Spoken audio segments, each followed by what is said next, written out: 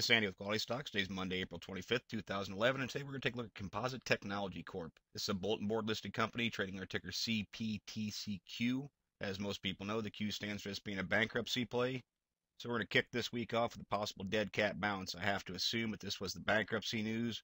Just a huge drop from 18-20 cents all the way down here to 4 cents.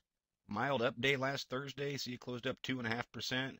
Decent volume, almost 800,000 shares traded. Little bit of a support level established at this point.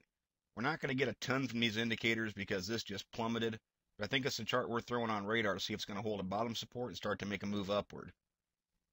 See, we are getting slight hints from some indicators. MACD histogram starting to move its way back towards zero, telling us a bullish cross could be coming in the future. Big pincher play kind of setup, which is pretty common on these dead cat plays. ADX getting up relatively high and looking like it's going to try and flatten. That's one thing I look for. When I start to see it flatten, I start to see a support level establishing, it's time to at least take a look on it and see if this is going to bounce. See the MFI showing some signs of life. 7 showing some buying pressure coming in. Accumulation distribution trying to put a little turn to it. Want to see this bottom hold. Taking money flow showing a slight uptrend, possibly making a higher low. CCI coming out of deep negative territory down here at negative 500. Now it's broken through negative 100. Full still not showing anything for momentum. Of course, we reference this a lot of times. It means nothing that it's down here at the bottom. It is referred to as oversold territory, but it can trend down here at these levels for quite a while. What you look for is just a turn and some momentum coming back into it. You want to see it break through 20. If we scrolled right back up through here, you'd see that's when the buying pressure came in and had a decent day this day. And at these levels, that's a pretty good percentage gain. So we're just going to look for that full stow to make its turn, try and roll its way back up through 20. Tricks, not going to get anything from at this point. It's lagging. And on that massive drop, it's just not going to do anything. RSIs, of course, all in well oversold territory. 7 starting to trickle upward a little bit. We'll just look for a sharper move, see if it's going to push its way back towards 30. The key to these kind of plays is just holding the bottom level. See, 35 should be a bottom support for it. But we could even take that a step higher as 37. See, this closed at 4. So it is keeping a less than 10% stop loss if it can't close above those levels. During the intraday trading, I'd want to see it hold over 35.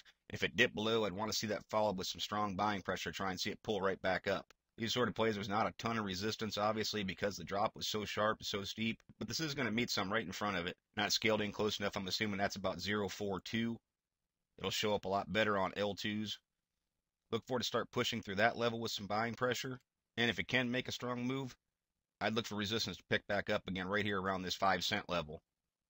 That looks like it's just slightly above 5. That's pretty good gains. That's more than 25% from where it is. That's why these sort of plays intrigue so many traders. There's a lot of bottom feeders out there, bounce players, that will look for this. And this can gather some momentum with some buying pressure coming in. And it'll be a matter of seeing if it can take this out.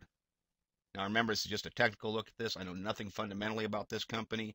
I don't know what's happening with their shares, anything like that. But I do know I've seen these sort of plays put together some very large bounces. Of course, it is a very high risk, high reward sort of play.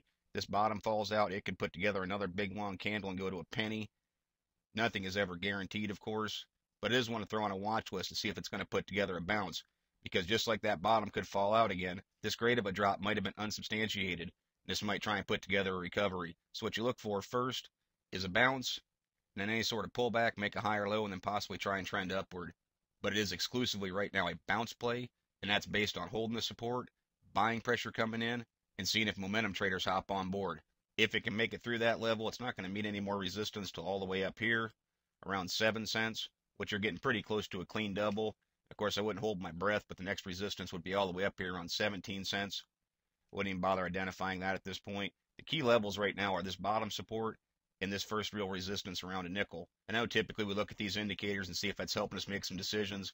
Really, all it's helping us do at this point is to show it as it looks like some selling might be slowing down and some buying may start to come in. So I thought this was a pretty interesting chart to take a different look at a kind of play, to see how these bounce plays can work, and see how this chart will perform.